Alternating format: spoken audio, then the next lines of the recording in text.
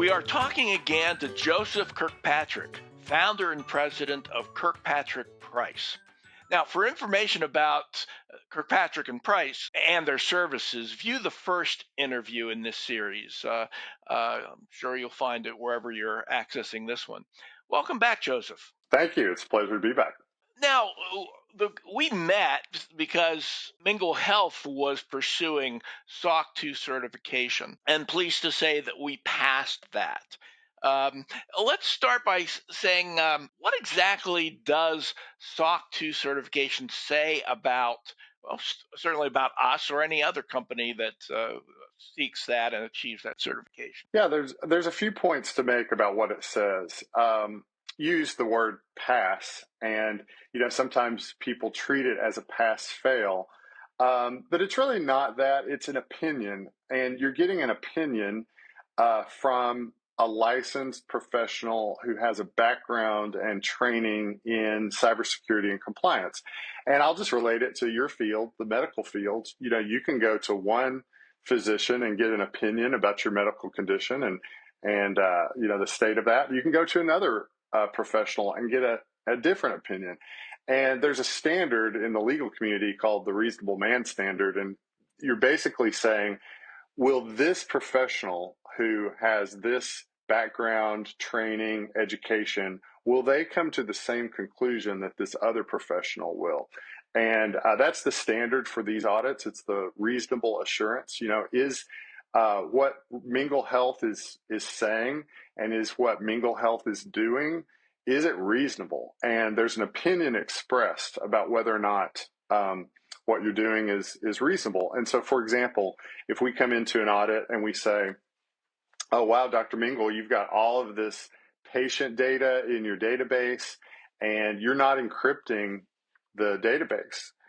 And this has happened, by the way, numerous times in my career. And the people will say, well, we don't feel that we need to encrypt that. It really slows down our system when we encrypt.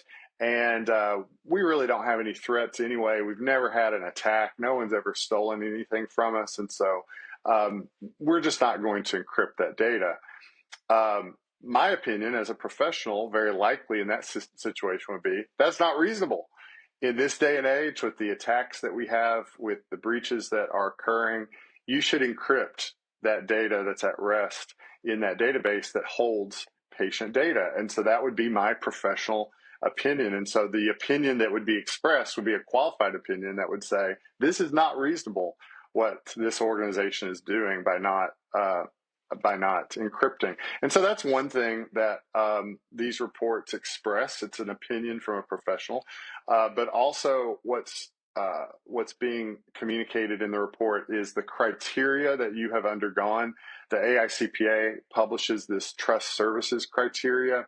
And so there are these established things about security of the system and availability of the system, the confidentiality measures that you put into place in dealing with your customers, and then also processing integrity. And each organization puts controls in place to achieve the criteria. And so we're testing to see if those controls are indeed in place and if they have operated effectively over a period of time. And so that's really the core of the report, is explaining how we tested that and what the results were prior to expressing that opinion that I talked about.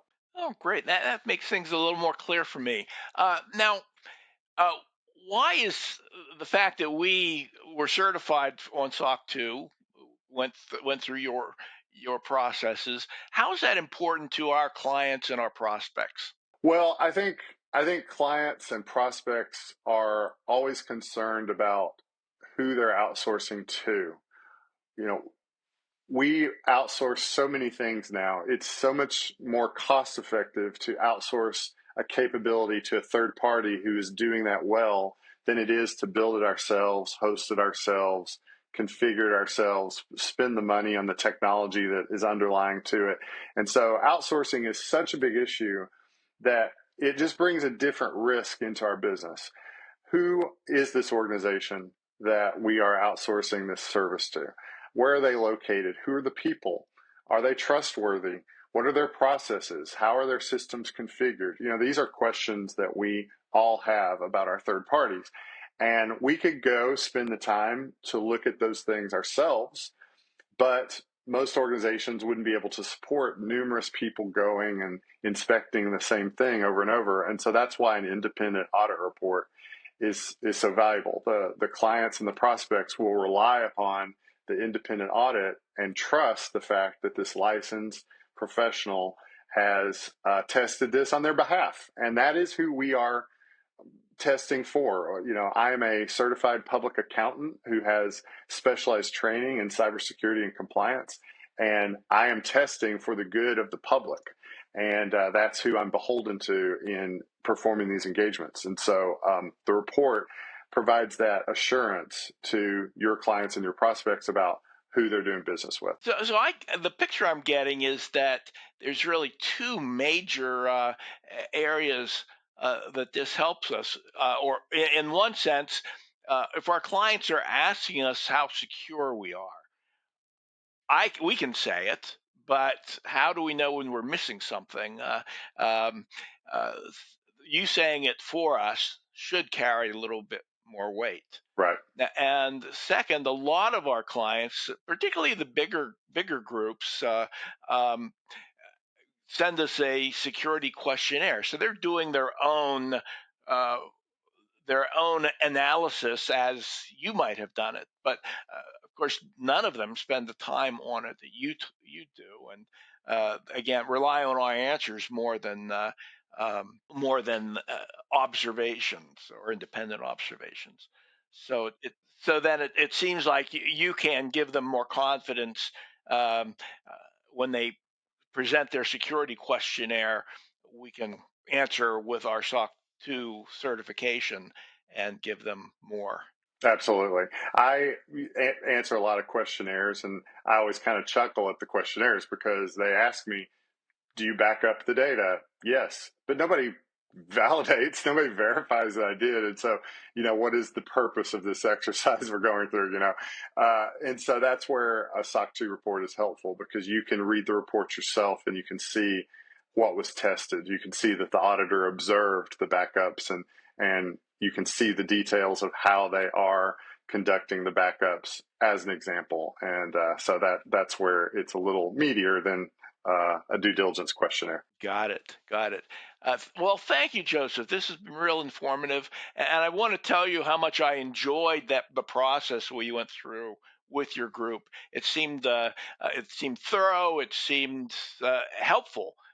There was some education along the way at why we might need some things, and the ability, the expectation that besides a certification or not, there's also a set of recommendations that comes with it. How can we do better? What are we going to have to work on to keep our certification? Some might say you're crazy for enjoying an audit, but when you have the right mindset, when you go into it looking to learn and looking to strengthen and get better, it is enjoyable because you're doing something important. Well, thanks a lot again. Yeah, thanks to our listeners for all the great questions. We want to be helpful, and we want this to be useful to you. Don't hesitate to correct or supplement my answers, share your experiences, ask your questions. We can be smarter together.